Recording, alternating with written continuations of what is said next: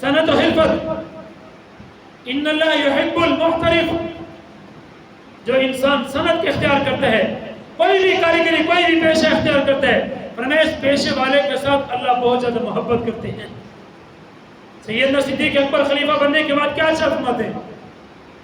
ہمیں لوگوں کو معلوم ہے کہ میری صنعت، میری حرفت، میرا کام میرے گھر والوں کی زندگی کے لیے، گزر بسر کے لیے، اوقات گزارنے کے لیے کافی تھا. اب میں مسلمانوں کے معاملات کے اندر مشغول ہو گیا ہوں، جس کی وجہ سے میں اپنا کام کاج نہیں کر سکتا. تو ابو بکر کا خاندان، ابو بکر کے اہل، وہ کھائیں گے بیت المال سے. لیکن آگے جملہ ارشاد فرمایا احترف للمسلمین، اور میں مسلمانوں کے لیے صنعت کے اندر اضافہ کروں گا، مسلمانوں کی کاریگری کے اندر اضافہ کروں گا، مسلمانوں کے کام کاج کے اندر اضافہ کروں گا. تو صنعت و حرفت، اس کو بھی نبی علیہ السلام نے تعلیم ارشاد فرمائی. پھر زراعت کے اندر ہم دیکھتے ہیں ما من مسلم یغرس غرسا، جب بھی کوئی مسلمان درخت زمین کے اندر لگاتا ہے، کسی بھی قسم کا درخت لگا دیا، اور یزرع زرعا، کھیتی زمین کے اندر کاشت کی ہے، فرمایا پھر کھیتی تیار ہو گئی ہے، درخت تیار ہو گیا ہے، فیاکل منہ الطیر، اور انسان اور بہیمہ اس درخت سے، اس کھیتی سے پرندے کھاتے ہیں، انسان کھاتے ہیں، یا کوئی جانور کھاتا ہے. ان ساری چیزوں کے کھانے کی وجہ سے الا کان لہ بہ صدقۃ، اس کھیتی بونے والے کے لیے، درخت بیجنے والے انسان کے لیے صدقے کا ثواب مفت میں ملتا رہے گا. اگر ہم اندازہ کریں کہ زمین کے اندر کھیتی بیجنے کے بعد اس کھیتی کو کہاں کہاں تک ہم پہنچاتے ہیں، اور کہاں کہاں تک انسان ان کو استعمال کرتے ہیں، کہاں کہاں تک ان کو جانور اور پرندے استعمال کرتے کھاتے ہیں ان سے. لیکن جہاں ہم ڈنڈی مار لیتے ہیں، کھیتی بھی کاشت کر رہے ہیں، اللہ کے احکامات کو بھی توڑ رہے ہیں، نبی علیہ السلام کی تعلیمات کو بھی توڑ رہے ہیں، تو کیا یہ کھیتی ہمارے لیے صدقہ بنے گی یا ہمارے لیے عذاب کا باعث بن جائے گی؟ محنت بھی کی، مشقت بھی کی، لیکن اس کے بعد انسان کو ملے بھی کچھ نہیں. اور چوتھی چیز مزدور.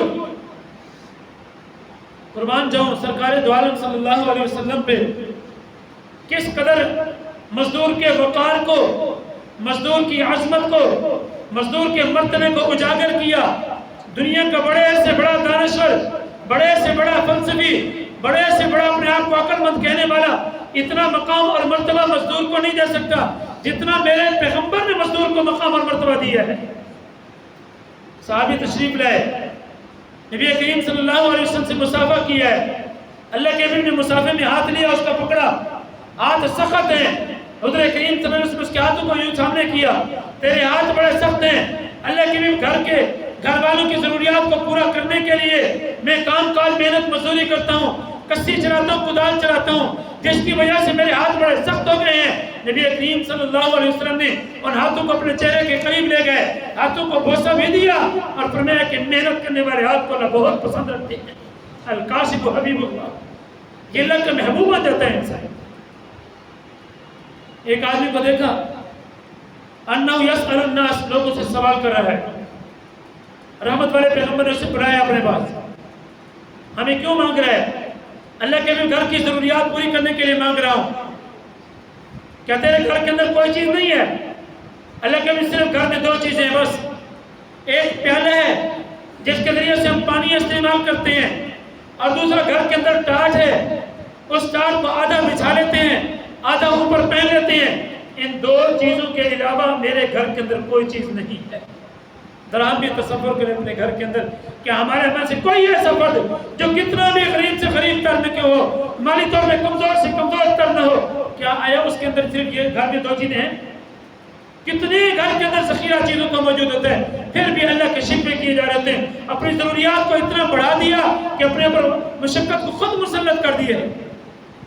فرمایا یہ دو چیزیں گھر کے اندر موجود ہیں. اب ضرورت کے لیے کوئی اور چیز نہیں تھی، تو ضرورت کو پورا کرنے کے لیے گھر سے نکلا ہوں تاکہ کسی نے کوئی چیز مانگ لو اور اپنی ضرورت کو پورا کر لوں. نبی علیہ السلام نے فرمایا جا گھر سے دونوں چیزیں لے کے آؤ. وہ صحابی چلے گئے، جا کے گھر سے ٹاٹ بھی اٹھایا، پیالہ بھی اٹھایا، لے آئے نبی علیہ السلام کی خدمت میں. اب ذرا اس کے گھر کا اندازہ کریں جس گھر میں کوئی چیز موجود نہیں ہے.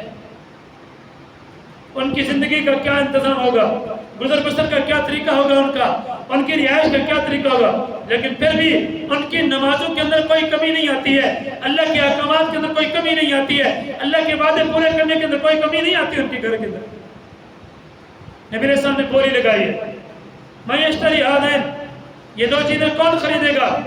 ایک صحابی بولے اللہ کے میں ان کو 1 درہم کے بدلے میں خریدتا ہوں۔ نبی علیہ السلام نے پھر اعلان کیا میں عزیر، 1 درہم سے زیادہ کون لگائے گا، ریٹ اس کا کون زیادہ کرے گا؟ 2 مرتبہ 3 مرتبہ اللہ کے پیغمبر نے بولی لگائی۔ پھر ایک صحابی بولے اللہ کے میں 2 درہم کے بدلے میں اس چیز کو خریدتا ہوں، دونوں چیزوں کو۔ اب رحمت والے پیغمبر نے دونوں چیزوں کو بیچ دیا، 2 درہم اس سے لے لیے، پھر اس کے ہاتھ میں 2 درہم پڑ رہا ہے، اور میں چلا جا بازار کے اندر 1 درہم کے بدلے میں اپنے گھر کی ضروری اشیاء خرید، گھر والوں کو اشیاء ضروریات دے، اور دوسرے درہم کے بدلے میں کلاڑی خرید میرے پاس لے گیا۔ اب وہ صحابی چلے ہیں، جا کے بازار سے اشیاء ضروریات خریدی ہیں، کلاڑی خریدی ہے، جا کے اشیاء ضروریات اپنے گھر کے اندر دی ہیں، اور وہ کلاڑی پیغمبر کے خدمت میں لے کے آ گیا۔ اللہ کے بھی میں سامان لے کے آ گیا ہوں، حضور کریم صلی اللہ علیہ وسلم اس کے ہاتھ سے اپنے ہاتھ کے اندر کلاڑی لی ہے، لکڑی کا دستہ اللہ کے پیغمبر نے خود اٹھایا اور کلاڑی کے اندر دستہ لگایا۔ رحمت والے پیغمبر نے بتایا کہ دنیا کے اندر کوئی بھی کام ہے یہ حقیر نہیں ہے، جہاں سے انسان کو روزی ملتی ہے، جہاں سے انسان کو جبکہ وہ شریعت میں جائز ہو، حلال ہو، اور میں اس روزی کے ذریعے کو ضرور اختیار کیے جائے۔ پھر میں یہ پہاڑی پکڑ چلا جائے جنگل کے اندر، اور آگے جملہ بڑا سخت ارشاد میں لا ارینکا 15 یوم، میں تمہیں یہاں 15 دن تک نہ دیکھوں تمہیں، جا نکلے کاٹ اور ان کو جنگل سے کاٹ کے بھیج، اپنا انتظام کر۔ اب وہ صحابی چلے گئے، جا کے انہوں نے جنگل میں لکڑیاں کاٹنا شروع کی ہیں، اور بیچتا رہا کاٹتا بیچتا رہا۔ 15 دن کے بعد آیا اللہ کے حبیب، اب میرے گھر کی سارا زمان بھی پورا ہو گیا، اور مجھے اللہ نے 10 درہم مزید بھی قوت میں طاقت دے دی ہے۔ اس مزدوری کو پیغمبر نے 4 چاند لگائے ہیں۔ ہاں یہ ضرور ہے کہ نبی علیہ السلام نے جہاں دینی اعمال بتائے ہیں، دنیا حاصل کرنے کے لیے بھی، اپنی ضروریات کو پورا کرنے کے لیے بھی وہاں دین کے اوپر انسانوں کو لگایا ہے۔ ایک صحابی تشریف لائے، اللہ کے بھی گھر بڑی فاقہ کی زندگی بسر ہو رہی ہے، مہربانی فرمائے کوئی ایسا انتظام فرما دے۔ نبی علیہ السلام نے کیا ارشاد فرمایا، تو فرشتوں کی نماز اور مومنوں کی تسبیح کو اختیار کیوں نہیں کر لیتا؟ سبحان اللہ و بحمدہ سبحان اللہ العظیم، فرمایا یہ تسبیح صبح کی نماز کے بعد 100 مرتبہ پڑھ لیا کر۔ اب جا کے اس نے وظیفہ شروع کیا، کچھ دنوں کے بعد پھر آیا اللہ کے بھی، اب میرے گھر میں اللہ پاک نے وسعت پیدا کر دی ہے۔ ایک اور صحابی تشریف لائے، اللہ کے بھی میرے گھر کے اندر بڑا فقر و فاقہ ہے۔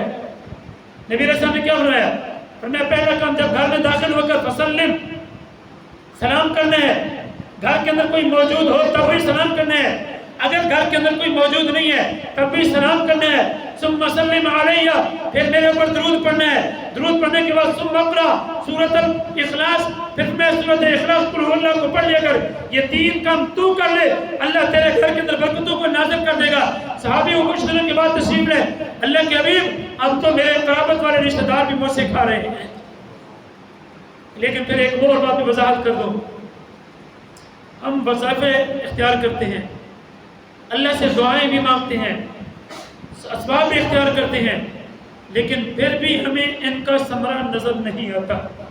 ایک طرف صحابی رسول ہیں، 2 رکعت نماز حضرت علی بن حضرمی نے پڑھی، اللہ سے دعا کی کہ اللہ یہ سمندر بھی تو تیری مخلوق ہے نا، ہم نے سمندر کو عبور کرنا ہے۔ فرمایا صحابہ کو دعا کرنے کے بعد اپنی جماعت کو حکم دے دیا گھوڑے ڈال دو سمندر کے اندر، ڈال دیے، اور کسی گھوڑے کا پاؤں بھی پانی کے اندر نہیں بھیگا، اوپر تیر کے سمندر عبور کر لیا۔ کیا ہوا؟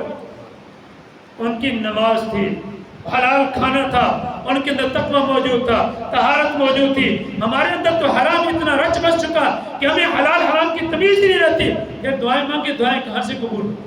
ایک بندہ گھر میں نماز پڑھتا ہے، وہ حلال کی کوشش بھی کرتا ہے، باقی 10 بندے نماز نہیں پڑھتے، ان کی نحوست کی وجہ سے اس کو بھی ڈبا دیتی ہے، برکتیں کہاں سے آئیں گی؟ اس لیے جب تک ہم دینی شعائر کا، دین اسلام کی تعلیمات کا اہتمام نہیں کریں گے، اس وقت تک پھر مہنگائی بڑھتی چلی جائے گی، اس کے اوپر کنٹرول نہیں ہو سکا۔ حضور کریم صلی اللہ علیہ وسلم کی دی ہوئی تعلیمات کو اختیار کریں گے، انشاءاللہ اللہ خوشیاں ضرور عطا فرمائے گا، اگرچہ مہنگائی ہوگی لیکن اطمینان اور سکون ضرور نصیب ہوگا۔